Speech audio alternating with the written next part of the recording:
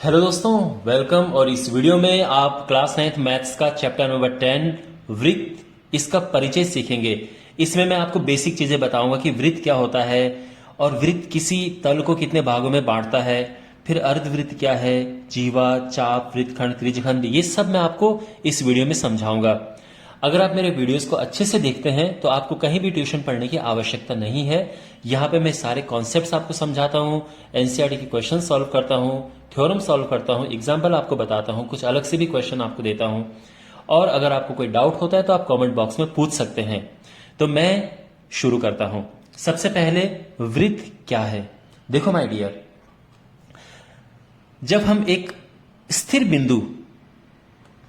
बिंदु है और वहां से एक स्थिर दूरी पर बिंदु लेते हैं, ये बहुत सारे बिंदु हैं, ये बहुत सारे बिंदुओं का समूह है जो किसी फिक्स्ड पॉइंट यानी एक स्थिर बिंदु से एक स्थिर दूरी पर हैं। यानी इन सभी बिंदुओं की दूरी इस बिंदु से समान है, यानी जितनी इस बिंदु की दूरी यहां से है उतनी ही इस बिंदु की दूरी भी यहां से है। तो ऐसे बिंदुओं का समूह वृत्त बनाता है। तो आप समझ गए, वृत्त की जो परिभाषा है वो ये है कि एक स्थिर बिंदु से स्थिर दूरी पर स्थित बिंदुओं का जो समूह होता है उसको हम कहते हैं वृत्त। तो जो स्थिर बिंदु है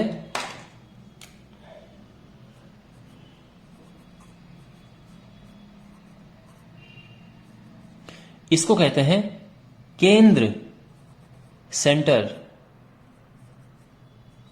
और जो स्थिर दूरी है जिसकी हम बात कर रहे हैं दूरी की, तो वो है त्रिज्या।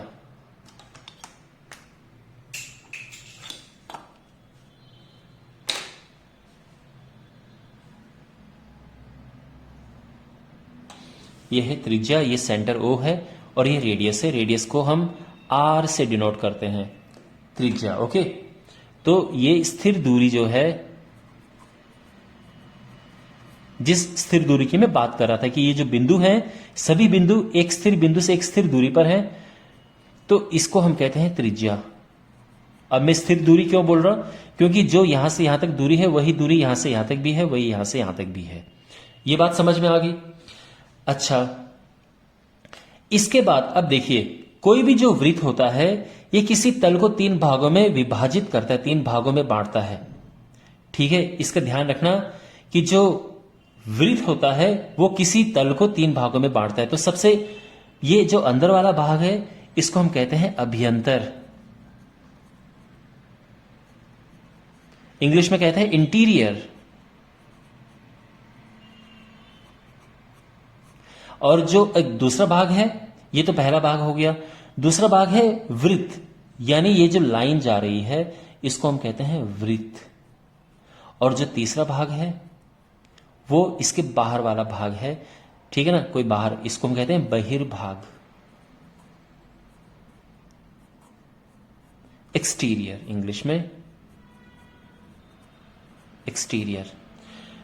अंडरस्टैंड। तो कोई भी जो वृत्त है ये किसी तल को 3 भागों में बांटता है। तो एक अंदर वाला भाग इंटीरियर यानी अभ्यंतर, एक वृत्त खुद अपने आप में, और तीसरा बहिर्भाग। अंडरस्टैंड। अच्छा, अगर मैं किसी बिंदु की बात करूं, मान लो कि कोई बिंदु है, कोई बिंदु P है। अगर केंद्र से इस बिंदु की जो ये दूरी है, ये OP, ये रेडियस से यानी त्रिज्या से कम है, तो मैं ये कहूंगा कि जो बिंदु P है ये इंटीरियर में है, यानी अभ्यंतर में है। यानी अगर मैं आपसे ये पूछूं कि केंद्र कहां है, अभ्यंतर में है या बहिर्भाग में, तो आप बोलोगे केंद्र तो अभ्यंतर में है, इंटीरियर में, वृत्त के अंदर की तरफ है। अगर कोई बिंदु वृत्त पर है, वृत्त पर, ओके, सरकमफ्रेंस, परिधि पर या वृत्त पर अगर है, तो उसकी जो दूरी केंद्र से है वो त्रिज्या के बराबर होती है। ठीक है ना। तो यानी जो बिंदु है वो किस पर था, वो वृत्त पर था। इसके बाद अगर मान लो कि जो बिंदु है उसकी केंद्र से दूरी त्रिज्या से बड़ी हो जाती है, तो वो जो बिंदु है कहां पर होगा, वो बिंदु बहिर्भाग में होगा, यानी एक्सटीरियर में, एक्सटीरियर पार्ट में। तो ये तीनों आपको समझ आ गए। तो अगेन मैं दोबारा आपको बताता हूं, कोई जो वृत्त है वो किसी तल को 3 भागों में बांटता है, अभ्यंतर वृत्त अपने आप में, और तीसरा बहिर्भाग। ठीक है, अब देखो, अब अगर मैं इस वृत्त को 2 बराबर हिस्सों में बांट दूं, ठीक है, तो मैंने क्या क्या करूंगा, मैं इस तरह से ये मैं यहां पे लाइन ड्रॉ कर दूंगा।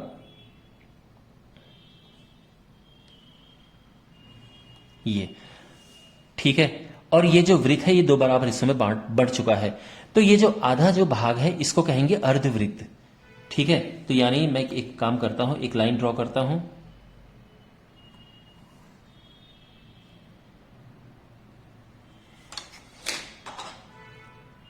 और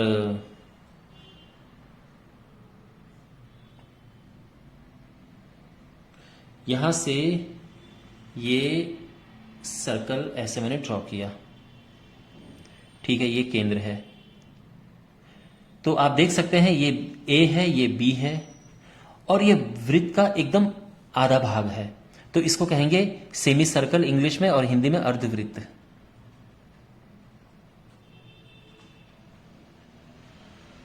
अर्धवृत्त की पूरी परिभाषा मैं अभी आपको बाद में बताऊंगा, लेकिन अब आप एक चीज देखो कि जो देखो ये वृत्त है, ये केंद्र है, तो वृत्त के केंद्र से जाने वाला जो रेखाखंड होता है, जो किसी वृत्त को 2 भागों पर मिलता है, उसको कहते हैं व्यास। तो ये व्यास है। मैं आपको दोबारा व्यास, व्यास नहीं, व्यास। मैं दोबारा समझाता हूं, वृत्त के 2 बिंदुओं को मिलाने वाला रेखाखंड जो सेंटर से होके जाता है उसको कहते हैं व्यास। तो एक बिंदु ये है, एक बिंदु ये है, इस बिंदु को मिलाया और इस केंद्र से होकर गया, तो ये व्यास होता है। और व्यास जो है वो त्रिज्या का दुगना होता है। तो जो व्यास होता है वो 2 इंटू त्रिज्या। ठीक है ना, यानी डायमीटर जो होता है वो रेडियस का दुगना होता है। ठीक है, और यह है सेमी सर्कल यानी अर्धवृत्त। ओके, अब बात करते हैं जीवा की। तो जीवा के बारे में देखिए, देखो माय डियर, ये एक सर्कल है,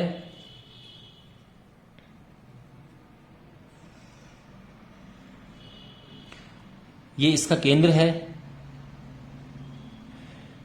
तो देखो सर्कल में ये जो वृत्त है, वृत्त के किन्हीं भी 2 बिंदुओं को मिलाने वाली जो रेखाखंड होता है उसको हम कहते हैं जीवा। तो एक रेखाखंड ये है, एक बिंदु ये, एक बिंदु ये है। अगर हम इसको मिलाएंगे तो ये होगी जीवा, ये मिलाएंगे ये भी जीवा हो गई, ये मिलाएंगे ये भी जीवा हो गई। मीन्स ये जो वृत्त है इसमें कोई भी 2 पॉइंट ले लो और उसको मिला दो, ये जीवा है, ये जीवा है। केंद्र से जाने वाली जो रेखा होती है, रेखाखंड होता है, वो भी एक जीवा है। तो ये भी एक जीवा है, ये भी एक जीवा है, लेकिन केंद्र से होकर जाने वाली जो जीवा होती है उसको व्यास कहते हैं। तो अगर मैं ये लिखूं कि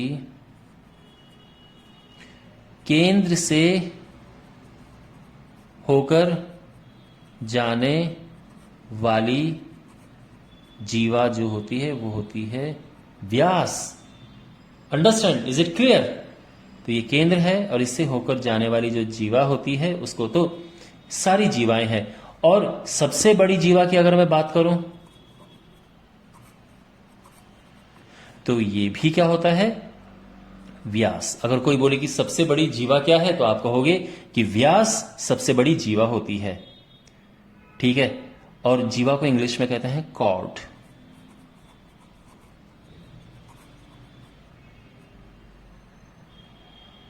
ओके, आई होप आपको ये समझ आ रहा होगा।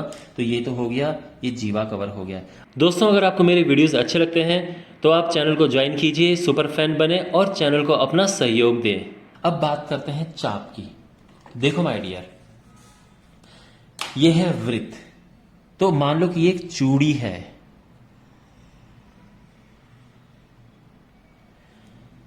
ये इसका केंद्र है।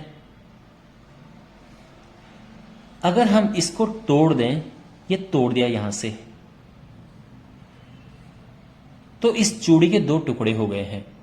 जो ये एक टुकड़ा है ये बड़ा है और ये छोटा है। किससे बड़ा और किससे छोटा? अर्धवृत्त से बड़ा और अर्धवृत्त से छोटा। ये अर्धवृत्त है, यानी अगर मैं एक सीधी रेखा खींचूं तो मैं ये कहूंगा केंद्र से होकर जाने वाली, मतलब व्यास अगर खींचूं मैं, तो मैं कहूंगा कि भाई ये जो ये है ये अर्धवृत्त है और ये भी अर्धवृत्त है। तो जो अर्धवृत्त से बड़ा टुकड़ा होगा उसको हम कहेंगे दीर्घ चाप, और जो छोटा टुकड़ा है उसको कहेंगे लघु चाप। तो ये जो है ये दोनों चाप हैं, ये भी चाप है और ये भी चाप है, लेकिन जो अर्धवृत्त से छोटा होता है उसको हम कहते हैं लघु चाप। ठीक है, जो चाप होता है उसको इंग्लिश में आर्क कहते हैं, तो लघु चाप हो गया माइनर आर्क। और जो ये अर्धवृत्त से बड़ा जो चाप है उसको हम कहेंगे दीर्घ चाप। दीर्घ चाप। ध्यान रखना, आप अपने माइंड में चूड़ी इमेजिन करो, ये समझो कि जो चूड़ी है, कांच की चूड़ी होती है, उसको हमने यहां से तोड़ दिया है दो जगहों से, यहां से। तो एक छोटा टुकड़ा होगा और एक बड़ा टुकड़ा होगा, आप कल्पना करो, ठीक है। और ये जो बड़ा टुकड़ा है ये होगा दीर्घ चाप यानी मेजर आर्क, और जो छोटा टुकड़ा है ये माइनर आर्क होगा। अंडरस्टैंड? तो आई होप आपको समझ आ गया होगा कि दीर्घ चाप क्या है और लघु चाप क्या है। हां, अगर हम इसके बहुत सारे टुकड़े करते हैं इस चूड़ी के, इस तरह से, कैसे?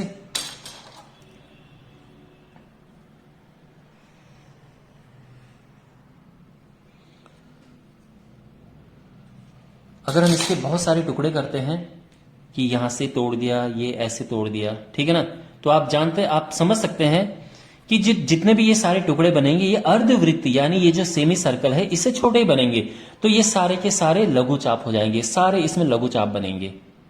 आई होप आपको समझ आ रहा होगा कि चाप किसे कहते हैं। ये चाप, ये टुकड़ा जो है, एक जो अलग टुकड़ा होता है, अगर मैं ऐसे टुकड़े की बात करूं, ये टुकड़ा है, ये चाप है। एक और मैं ये ले लूं, ये भी चाप है, तो ये दोनों चाप हैं। ओके, आपको समझ आ गया चाप क्या होता है। अच्छा, तो अगेन ध्यान रखना, ये चाप होता है और ये जीवा होती है। ठीक है, अब आप नोटिस करेंगे, देखो चलो मैं यहीं पे करता हूं, ठीक है। यहां पर एक मैं ड्रॉ करता हूं, ये मैंने यहां पे ये ड्रॉ कर दी है जीवा ए बी, और आप देख सकते हैं अगर मैं इसकी बात करूंगा तो ये है जीवा, जो कि मैंने आपको यहां समझाया था। अगर मैं इसकी बात करूंगा तो ये है चाप। जीवा और चाप के जो बीच वाला हिस्सा होता है इसको क्या कहते हैं? इसको कहते हैं वृत्तखंड, और इंग्लिश में इसको कहते हैं सेगमेंट। तो जो सेगमेंट होता है, वृत्तखंड होता है, वो जीवा और चाप के बीच वाला हिस्सा होता है। और अगेन ये जो वृत्तखंड होता है दो प्रकार का होता है, ये लघु वृत्तखंड और ये दीर्घ वृत्तखंड, यानी ये जो बचा वाला पूरा हिस्सा है ये दीर्घ वृत्तखंड हो गया है। अंडरस्टैंड? अब इसके बाद जो है ये वृत्तखंड भी हमारा कवर हो गया। अब बात करते हैं त्रिज्यखंड की। त्रिज्यखंड माय डियर मैं आपको इसी में समझाता हूं। देखो ये हमारी क्या है, ए बी की बात करूं तो ये है चाप। समझ आ रहा है? अब मैं क्या करता हूं कि ए को मैंने सेंटर से जोड़ दिया और बी को भी सेंटर से जोड़ दिया है ये। तो आप नोटिस करेंगे कि ये जो हिस्सा बनता है एक पिज्जा की तरह बनता है, जैसे पिज्जा होता है। ठीक है, चलो मैं इसको पूरा कंप्लीट कर देता हूं। ये जैसे कि एक पिज्जा का पीस है,